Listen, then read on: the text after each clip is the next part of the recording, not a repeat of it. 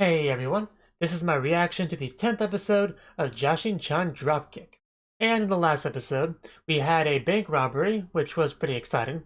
Also, we got to visit Poporon, who now works at a ramen shop, and kind of trying to act different than she actually is, a bit two-faced there, getting like idol fans and stuff. It's a little bit unexpected, really. But yeah, so let's get into this episode. Before I do, though, I do want to mention that I have made a couple little slight format changes here. Like I've changed the positioning of the camera so that I'm kind of more to the left, which helps when I put footage to the right, which I do with some of my videos and stuff like that. And also the subtitle footage down here is going to be partially transparent. I'm mostly just bringing this stuff up so people don't think it's a mistake or anything. These are intentional changes, so yeah. With that out of the way, let's get into it.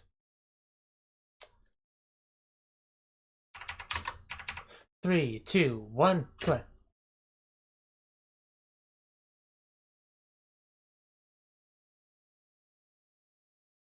Did she literally just break the fourth wall? Marble. Oh, Jashin-chan.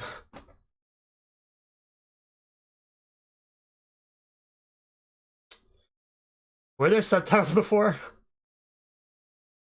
I feel like there wasn't. That part is very important to translate, yes.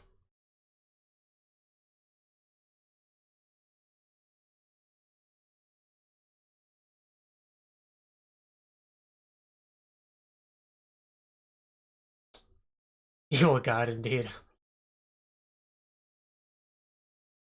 I mean, do you really want to go to hell? I mean, most people want to avoid that. Though, I guess if we're talking Gabriel Dropout, then, yeah, hell might be a bit better than heaven.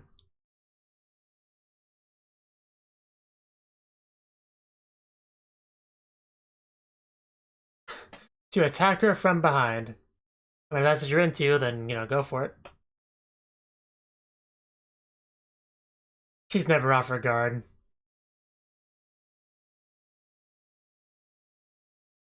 uh, and that's when she pounds her from the front, because that's more of what Urina style.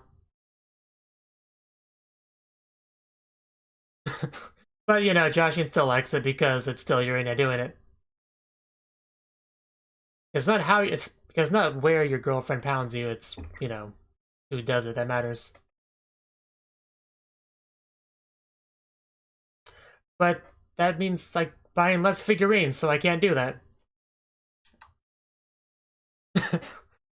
It's probably not gonna work out for you though, is it? You shouldn't wave around a bunch of money like that. I know Japan's one of the safer places, but still, you don't want to do that. Who's gonna get it? Oh, unintentional donation.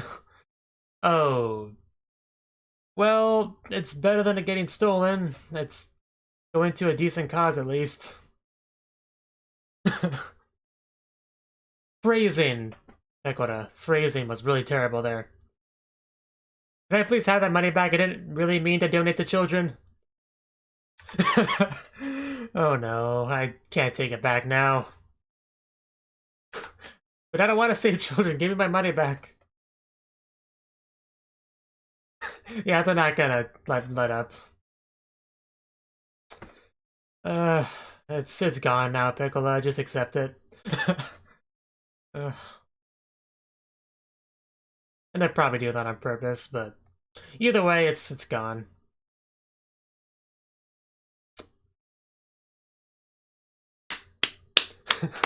Maybe you'll get some good karma for that, Picola. Look on the bright side. Maybe it'll help regenerate your halo, doing good deeds and stuff. It is hard to believe, almost like this is an anime or something.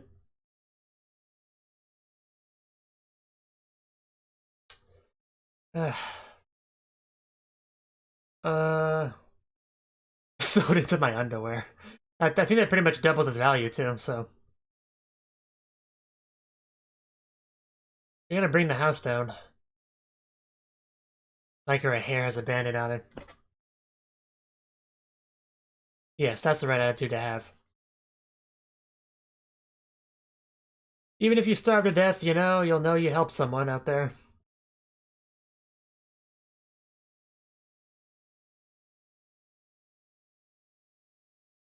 Only 1,000 yen.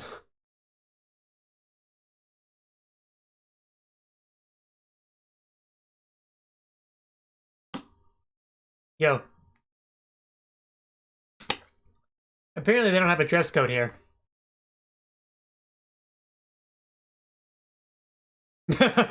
No, you're gonna have to sit by her. I wouldn't want to either, but... I mean, I probably would, because I could get a nice view, but... That's probably not as important to her.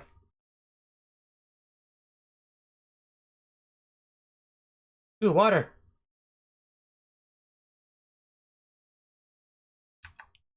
Let's... What are you doing? Yes, I know them. They stole our money. Or is it a scam? I knew it. As soon as he said that, I was like, it's a scam, isn't it? Yeah, so they were definitely being deliberate with that. In other words, you gotta go get your money back. It's hard to believe such cute girls would scam me. Okay, now it's more believable. Yeah, who would fall for such a thing?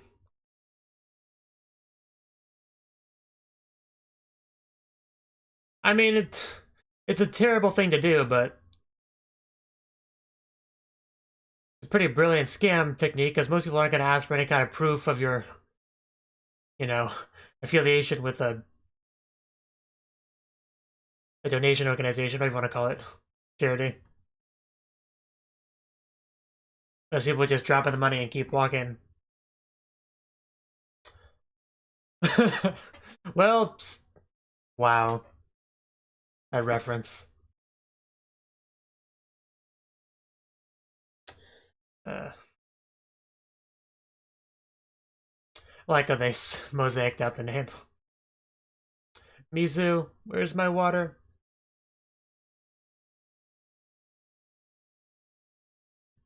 Oh, Koji and Yusa. Nice to see you coming by. Okay, that was true. You wouldn't be here, Jashin-chan.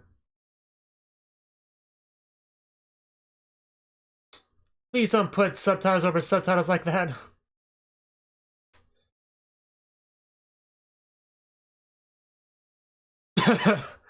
uh,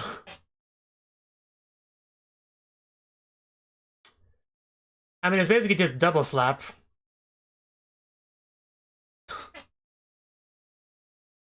I think you may have made a mistake. I mean, yeah, slapping the girl's sister right in front of her is not a smart move. Giving you kind of the cold shoulder. Oh, looking good there, Urina. Looking very good. Even though the the art in the show is not amazing or anything, but still. Begrudgingly serving it. And she really likes Urina. I mean, I like Urina too, so.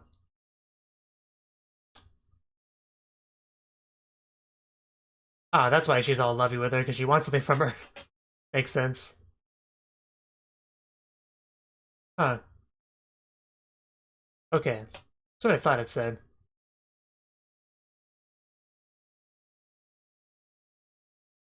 All I could really read was the ice part. It is actually some nice packaging. I know, right? I mean, I would be a daily customer. Huh. I suppose so.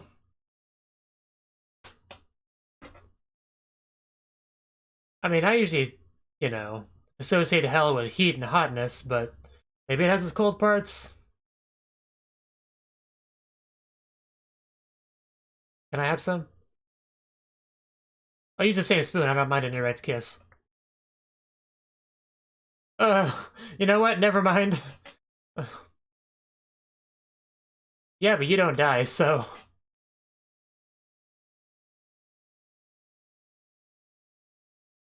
Yeah. Not one of the more pleasant demons. Very carefully.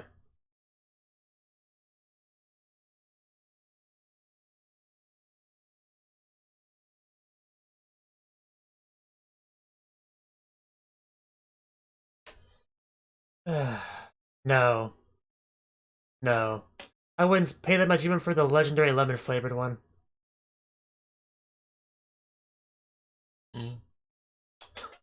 No need to be so cold. If you have any leftovers, you know, I'll probably sell Soma. They just keep doing this. Shokugeki. The crossover nobody wanted. Yeah.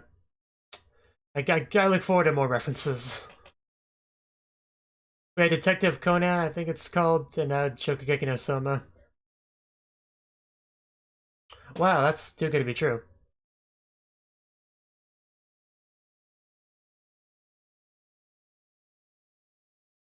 Really? Even though you're probably malnourished?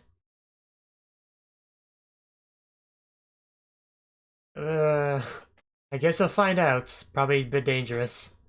Probably some hazard pay with that. How are you doing? You doing okay? Yeah, she's a Halo-less angel.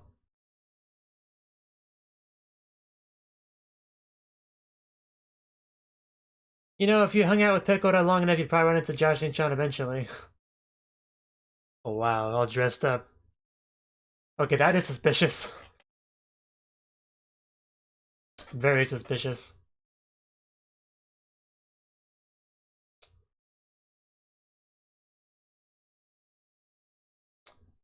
Okay, let's see what this is all about. It's a red flag there.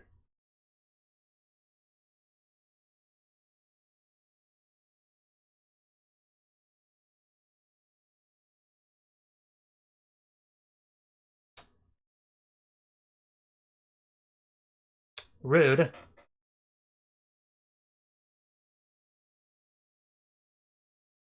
Exactly. But exactly bodyguarding from what? Noel uh... Wow. Name sounded kind of familiar. I guess she has moved up in the world as she went from ramen to idleness. Very pretty frilly dress, I like it.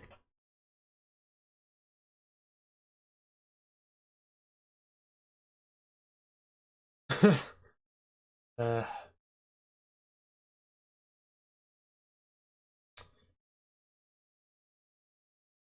I can see that.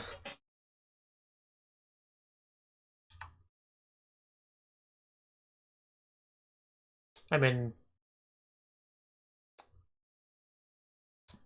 I don't think idols really need bodyguards for the most time.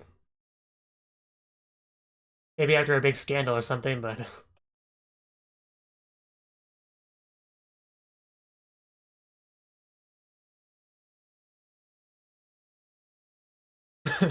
Yeah, what do you think you are, an angel?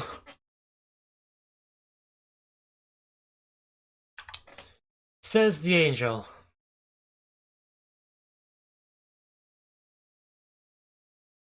It's a nice poster. Can I take that home? That's quite the autograph. Uh... It goes out. I mean, they're otaku, so they have to, you know, say that. Oh my god. Uh... I know, right? Idol sticks! Are you actually gonna see a performance? Because I'm okay with that. I'm more than okay with that. You think you have enough idol glow sticks? I mean, she definitely does look like an idol, so, you know, she can pull it off. Let's see how her dancing and choreography is. Try the vibe a bit.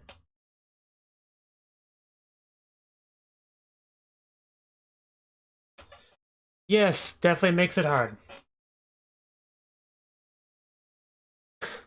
I mean, not the best choreography ever, but the singing's definitely passable.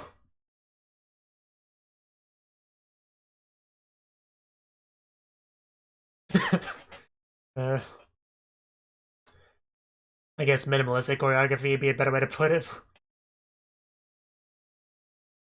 Okay, now she's moving a bit more.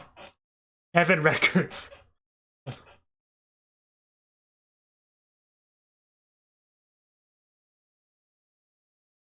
I love how most, it seems like most anime just suddenly have idol stuff somewhere in it, which is just amazing.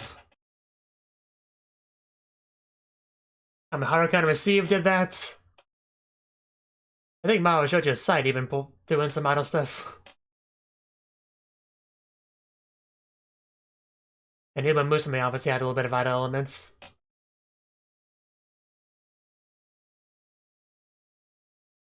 It's just funny how more and more common that's becoming. Not like you're at an idol concert and you're thinking of food. Oh no, I think your job is required. Why? Because she's a bitch. Oh, well that is definitely unforgivable. I don't know how much damage you expect to do with that thing, but... Well, that didn't last very long. How rude can you get? You can at least answer the questions. I can only hold this scrawny otaku for so long. I guess the silly weapon is to prevent the scene from getting too dark and serious.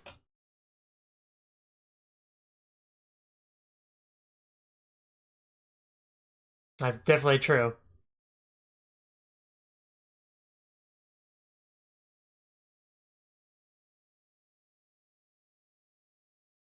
Are we having birth to a new ship here?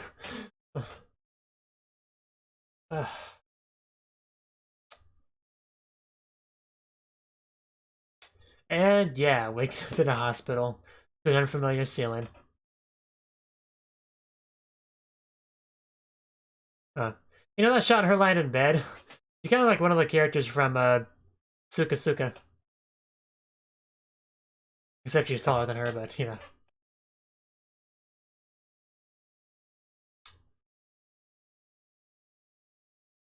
Well, this wouldn't have happened if she would just answer his questions about her panties and stuff. But no, she's too good for that.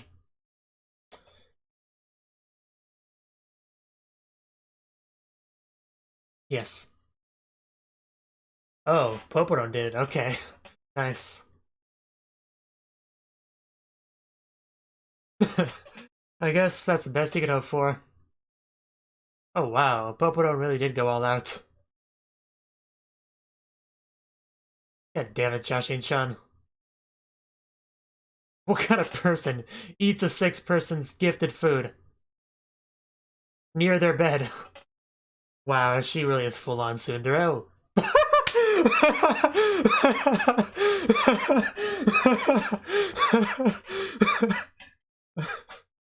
Oh, that was great. uh, uh, yeah.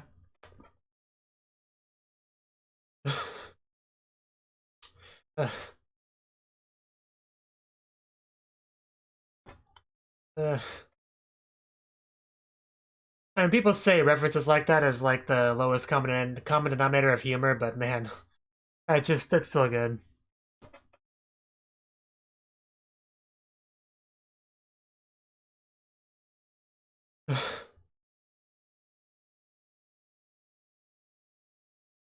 Are you cheating on me again? Is what I'm asking here. Oh wow, she's probably talking about you, Jashin-chan. Calm down.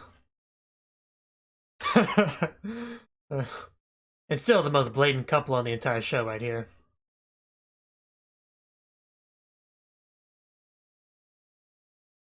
Then they don't have love in them. You don't understand.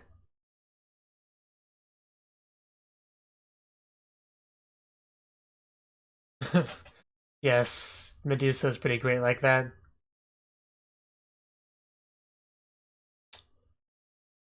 She's probably talking about you. I don't think she would say that about anyone else.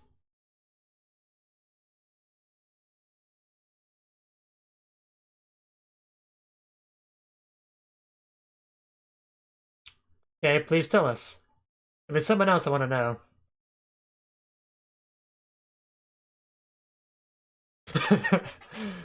Please do. Looking really nice. I still just wish the art in the show was a little bit better sometimes, but... Let's do it.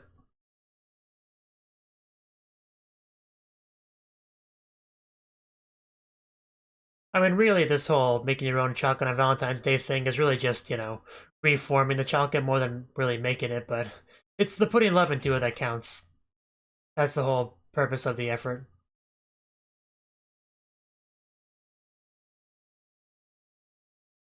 I don't know, the person might be into that.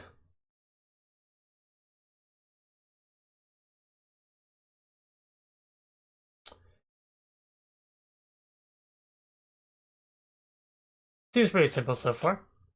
I mean, really all you're doing is just melting the chocolate.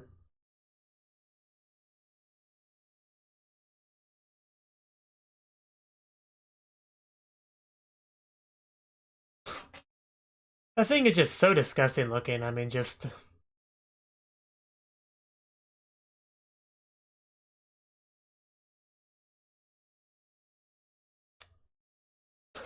Yes. She's obviously talking about you, Jashin-chan. You're just so stupid.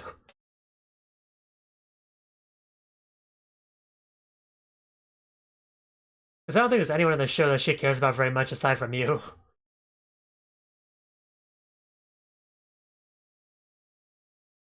uh, that's so cute.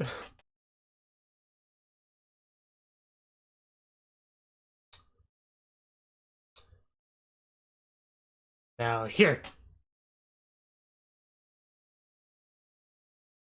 Yep, here we go. As if this wasn't obvious, but still. Yeah, you should have figured that out, honestly. You're just way too prone to jealousy and jumping to conclusions. Oh wow, she's actually blushing. I didn't expect this much of a cute reaction from her. Yeah, totally friends. You can call it friends if you want, but the actions speak for themselves. Friendship does not involve this much blushing and jealousy, and I know. I'm glad you decided to show up in the show. Don't flirt too much in there. uh... uh... These two. I have my, you know, problems with their relationship, the way with how one-sided it is, but they're still pretty cute together, so.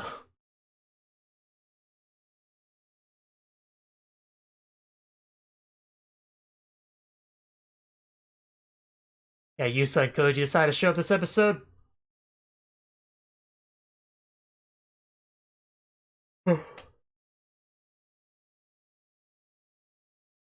You know, it still shows her carrying things in the ED. Shouldn't it show her as an idol? I mean, that seems that is her main thing, right? I guess I didn't want to spoil it before. That Mohawk kick. Was he one of the kids that were near Picola's house before? And she was sad about losing her money. Yeah, we never actually did a follow-up to that, did we? We didn't see whether she was able to get her money back or not.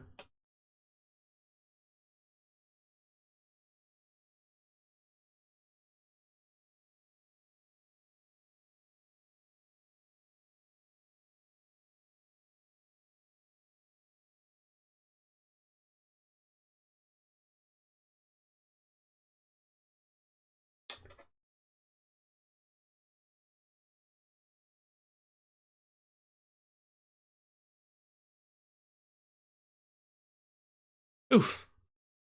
Huh. Wonder why she fell down. I guess she's chasing after Jashin-chan? Huh. Look at that, have a lot of combat in that episode. Which, you know, this episode we didn't really have any of that, but... Yeah, that was the 10th episode of Jashin-chan Dropkick. And this episode, we started off with some Picola suffering because we always have to have some of that. Now, she had a lot of money and she had big plans for it, which, don't we all, and then it just doesn't work out. But basically what happened here was she got too excited, she was swinging it around, which you don't do that with a wad of cash in public. You don't do that. And then she tripped and fell and it flew and it had a miracle landing into the small tiny slot that the two girls had. And she had unintentionally donated her money to whatever cause they were supposedly supporting there. So that was unfortunate because it's kind of hard to get your money back. You have to go up there and say, hey, nice ladies that are trying to do something good. I know I just donated a bunch of money to help children or whatever, but I kind of need that back. So can I reach into your slot and take it back, or you can reach into it and take it back for me and then hand it to me? Other one's fine, but I need my money back. So yeah, she was having some difficulty with that, especially because they kept being really pushy about it. Like, thank you so much for giving us this money. I mean, you wouldn't dare take it back, would you? I mean, they didn't say that word for word, but that was basically what they were trying to say here, because they probably knew it was an accident. I mean, they clearly saw that it just flew. I doubt anyone would actually donate by just chucking it at the box, because that would just be ridiculous. So they knew it was up there. They're just scam artists, as we found later on. So yeah, they were just gonna happily take the money and just keep it.